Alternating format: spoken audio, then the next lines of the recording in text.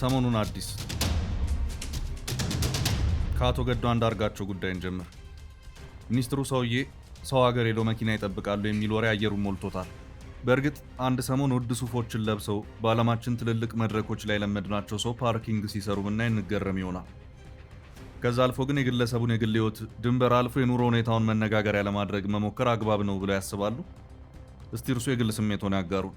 የአቶ ገዱ አንዳርጋቸውን ቪዲዮ ሲመለከቱ ምን ተሰማዎት? በሁለት ወገን ጎራ ተከፍሎ ስለተያዘው ክርክርስ ምን ያስባሉ?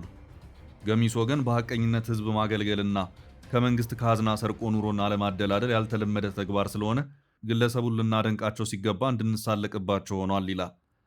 ገሚስ ወገን ደግሞ በክብር ሀገራቸውን ማገልገል ሲችሉ በሰው ሀገር የወረደ ስራ ይሰራሉ እያለ ይተቻል።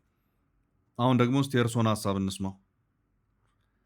ሰላም ጤና ይስጥልን ውድ የፈታ ዴይሊ ቤተኞች፣ ይህ ዘውትር ረቡዕ ወደ እናንተ የሚደርሰው የሰሞኑን አዲስ መሰናዶ ነው። ከሰሞኑ የተሰሙ መነጋገሪያ ርዕሶችን ከአገር ቤትና ባህር ተሻግረን ይዘንሎታል። አብራችሁን ቆዩ። መርካቶን ይመጥነዋል የተባለለት ትልቁና አነጋጋሪ ግዙፍ ሞል በድጋሚ መጪውን አዲስ ዓመት አስመልክቶ በታላቅ ቅናሽ ከ1.9 ሚሊዮን ብር ሙሉ ክፍያ ጀምሮ የንግድ ሱቆትን ይዞላችሁ መጣ። ከፍተኛ የንግድ እንቅስቃሴ በሚገኝበት መርካቶ ተክለ ሃይማኖት ምቹ የሆነ ኢንቨስትመንት ከ726 ወይም 640 ሺህ ብር ቅድመ ክፍያ ጀምሮ ኢንቨስት ያድርጉ። በተለያዩ የካሬ አማራጮች ማለትም በ11፣ 16፣ 22 እና 32 ከግራውንድ ፍሎር ጀምሮ በአንድ ዓመት ብቻ የሚረከቡትን የንግድ ሱቅ በፉል ፊኒሽድ እና በኔት ኤሪያስ አቅርበንላቸዋል። የቀሩን ሱቆች ጥቂት ስለሆኑ 0998 31 7677 0990 893344 ብቻ በመደወል የግሉ ያድርጉ። ሜሪት ፕሮፐርቲስ። የፕሮፌሰር ብርሃኑ ነጋ ስልጣን ጉዳይ። የ12ኛ ክፍል ተማሪዎች ውጤት ከሰሞኑ እየታየ ነው። ፕሮፌሰር ብርሃኑ ነጋ የታወቁበትን አስደንጋጭ ሪፖርት አቅርበውታል። ብሔራዊ ፈተና ከወሰዱ 550210 ተማሪዎች መካከል 70544ቱ ብቻ 50 ከመቶና ከዚያ በላይ ማለፊያ ውጤት አስመዝግበዋል። ይህም ማለት ከጠቅላላ ተፈታኞች ማለፍ የቻሉት 12.8 በመቶዎቹ ብቻ ናቸው። ይህንንም ተከትሎ የትምህርት ሚኒስትሩ ፕሮፌሰር ብርሃኑ ነጋ ይብቃቸው፣ ከስልጣን ይነሱ የሚሉና ተጨማሪ 5 ዓመት ተሰጥቷቸው ይስሩ የሚሉ ሀሳቦች በሁለት ጎራ ተከፍለው እየተደመጡ ነው። 5 ዓመት ቢጨምሩ ምኞቴ ነው ካሉት መሃል በንግስ ስራ ሀሳቦች የሚታወቁት ወይዘሮ ሀውለት አህመድ ናቸው። ዘንድሮ በ12ኛ ክፍል መልቀቂያ ፈተና ማለፍ ያመጡ ተማሪዎች ቁጥር ከአምናው ጋር ሲነጻጸር መጠነኛ መሻሻል እንዳለ ሰምተናል ከተሰጠው መግለጫ። መልካም። የትምህርት ሚኒስቴር ባለፉት 5 ዓመታት ቆምጨጭ ያሉ የአሰራር ለውጦችን አድርጓል፣ ውሳኔዎችን አሳልፏል። ሚኒስትሩ ፕሮፌሰር ብርሃኑ ነጋ ኮስተር ያለ አመራር ሲከተሉ እንደነበር ግልጽ ነው። በርከት ያሉ የመንግስት ዩኒቨርሲቲዎች እንደ ፉክክር ይዘውት የነበረውን ቀበሌኛ የክብር ዶክትሬት ማዕደል ማስቆማቸው፣ ጥያቄ ምልክት ውስጥ የገባውን የሙሉ ፕሮፌሰርነት ማዕረግ አሰጣጥ ሀይ ማለታቸው፣ ምንም እንኳን አሁንም ችግሮች ቢኖሩም የሐሰተኛ ትምህርት ማስረጃዎች የሚሰጥባቸው ምንጮች እንዲመነምኑ ማድረጋቸው፣ የሁለተኛ ዲግሪ ዕደላ ቀርቶ በጂኤቲ ወይም ግራጁዌት አድሚሽን ቴስት ማጣሪያ እንዲከናወን ማድረጋቸው፣ የቅድመ ምረቃ ተማሪዎች ከመመረቃቸው በፊት ኤግዚት ኤግዛም እንዲወስዱ መደረጉ፣ የስርዓተ ትምህርት ክለሳ ወይም ካሪኩለም ሪቪዥን፣ ከሁሉም ከ12ኛ ክፍል መልቀቂያ ፈተና ጋር ተያይዞ የታዩ የነበሩ ብልሹ አሰራሮች የፈተና ስርዓቱ ላይ ለውጥ መደረጉ በጣም በጎ ነገር ነው። ለትምህርት ጥራት ዋስትና ብቸኛ መንገድ ባይሆንም ዋነኛ ግብዓት መሆኑ ግን አያጠራጥርም። በየዓመቱ መግለጫ በተሰጠ ቁጥር መደንገጣችን እንዳለ ሆኖ ከፍተኛ የውጤት ማነስ መታየቱ እንዳለ ሆኖ እንዲሁም ውጤት ያላመጡ ተማሪዎች ጉዳይ በጣም እያሳሰበን እንዳለ ሆኖም ማለት ነው ሲሉ የብርሃኑ ነጋን በስልጣን መቀጠል እንደሚደግፉ ጽፈዋል። ታዋቂው የፖለቲካና ኢኮኖሚ ተንታኝ ሙሼ ሰሙ በአንጻሩ የትምህርት ሚኒስትሩ የስልጣን ዘመን በሚቀጥሉት 5 ዓመታት ለማራዘም የቀረበውን ሐሳብ አጥብቀው ተቃውመዋል። በሚሊዮኖች የሚቆጠሩ ኢትዮጵያውያን ተማሪዎች ለትምህርት ቀውስ መዳረጋቸውን ያነሱት ተንታኙ ሚኒስቴሩ ባለፉት 5 ዓመታት ችግሩን በፈተና ማጭበርበር ላይ ብቻ በማላከክ ቢሊዮኖች የሚቆጠሩ ብሮችን ማባከኑንና የፈተና ውጤቱም አሁንም ከ12 በመቶ በላይ እንዳያልፍ አድርጓል ብለዋል። ባለፉት ዓመታት የደረሰውን ውድቀት በግልጽ ሳይገመግሙ አሁን ደግሞ የጥራት ትምህርት ዕድል አለመመጣጠን ማለታቸው አመራሩ ችግሩን በውል አለመረዳቱን ያሳያል ሲሉ ሙሼ ሰሙ ተችተዋል።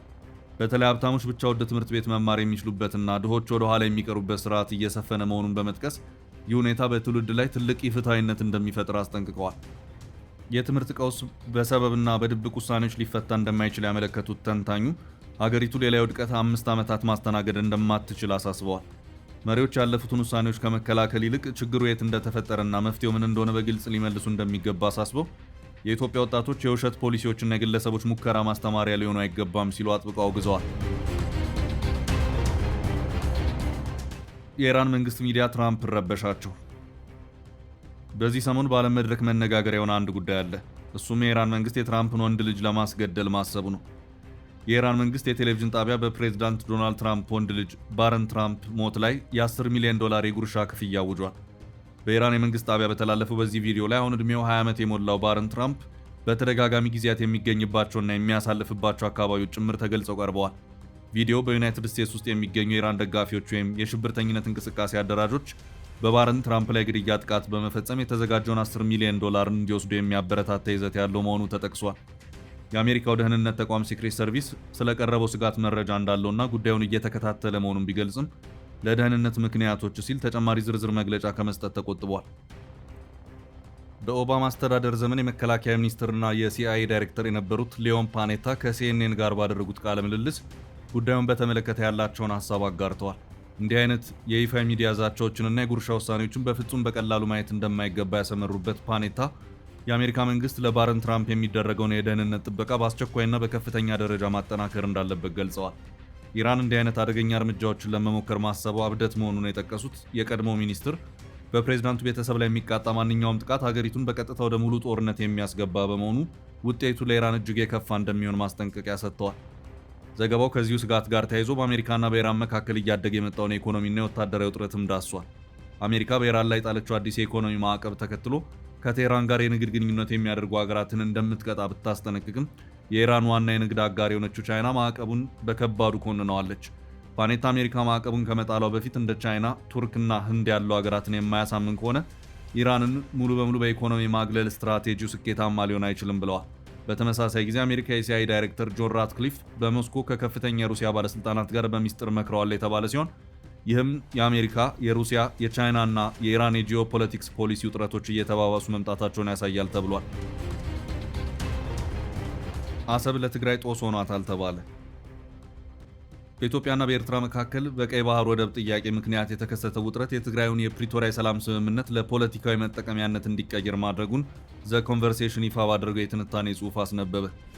በፌዴራል መንግስቱና በትግራይ ኃይሎች መካከል የተፈረመው የፕሪቶሪያ ስምምነት የትግራይ ኃይሎችን ትጥቅ ማስፈታት፣ የኤርትራ ጦርን ጨምሮ ከፌዴራል ሰራዊት ውጭ ያሉ ኃይሎች ከክልል እንዲወጡ ማድረግ፣ ህገ መንግስታዊ ስርዓትን መመለስና አወዛጋቢ ቦታዎችን በህገ መንግስቱ መሰረት መፍታትን ያካተተ ነበር። ሆኖም የቀይ ባህር ወደብ ውጥረት የስምምነቱን አፈጻጸም እንዳወሳሰበው ተገልጿል። እንደ ትንታኔው ከሆነ በኢትዮጵያና በኤርትራ መካከል የተፈጠረው የአሰብ ወደብና የቀይ ባህር ውጥረት የፕሪቶሪያው ስምምነት በተያዘለት ጊዜና የውል ስምምነት መሰረት ሙሉ በሙሉ እንዳይፈጸም መሰናክል ሆኗል።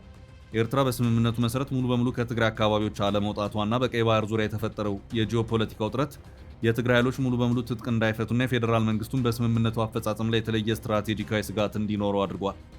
የውጭ ኃይሎች አለመውጣትና የወሰን አወዛጋቢ አካባቢዎች ጉዳይ አለመቃለል በሺዎች የሚቆጠሩ ተፈናቃዮች ወደ ቀያቸው የመመለስ ሂደትንና የወደፊቱን የክልሉን አስተዳደራዊ መዋቅር ውጥረት ውስጥ ከቶታል። ኢትዮጵያና ኤርትራ በወደብ አጠቃቀም፣ በሉዓላዊነትና በታጣቂ ቡድኖች ደጋፊነት ላይ የሚሰነዘሩ ስጋቶችን በሰላማዊ መንገድና በዲፕሎማሲ መፍታት አለባቸው። የፕሪቶሪያው ስምምነት ከራሱ ወሰን ውጭ ያለውን የቀይ ባህር ውጥረት ሸክም እንዲሸከም መደረግ የለበትም ይላል ትንታኔው።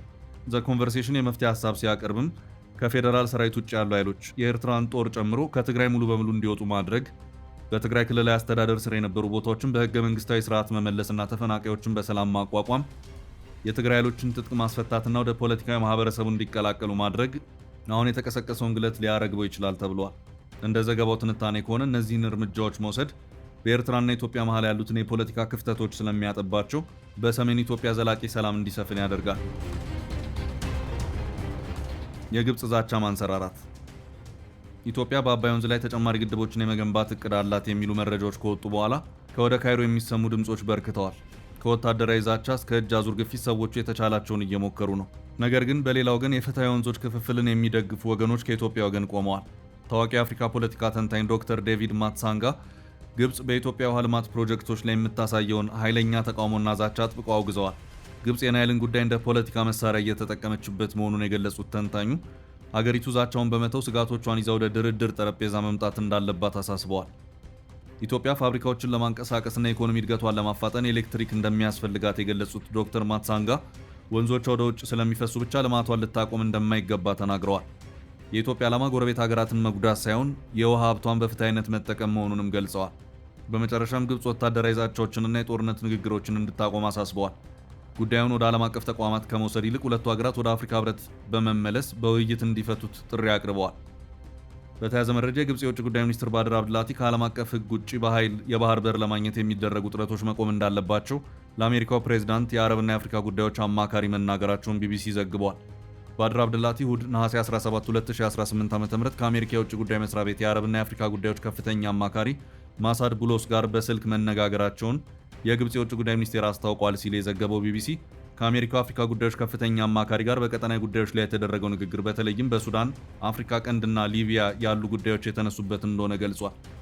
ግብጽ የእርስ በርስ ጦርነት ውስጥ ላለችው ሱዳን አንድነት፣ ሉዓላዊነትና የግዛት አንድነት ያላት ድጋፍ የማይናወጥ እንደሆነ መግለጿን የውጭ ጉዳይ ሚኒስቴሯ መግለጫ ያመለክታል። አብድላቲ አያይዘውም በኃይል የባህር በር ለማግኘት ይደረጋል ያሉትን ሙከራ ተቃውመዋል። የቀጠናውን ሰላምና ደህንነት አደጋ ላይ የሚጥሉ የአንድ ወገን እርምጃዎች መወሰድ እንደሌለባቸው አንስተዋል። አክለውም ዓለም አቀፍ ሕግን በመጣስ በኃይል የባህር በር ለማግኘት እንቅስቃሴ ከማድረግና ከማንኛውም ሙከራ መቆጠብ እንደሚገባ በአጽንኦት አንስተዋል ሲል የግብፁ የውጭ ጉዳይ ሚኒስቴር መግለጫ አስፍሯል። ውድ የፈታ ዴይሊ ቤተኞች ለዛሬ ያዝናቸው የሰሞኑን አዲስ የረቡዕ መሰናዷችን የእስካሁኖቹ ነበሩ። ለአብሮነታችሁ እያመሰገንን ተሰናበት።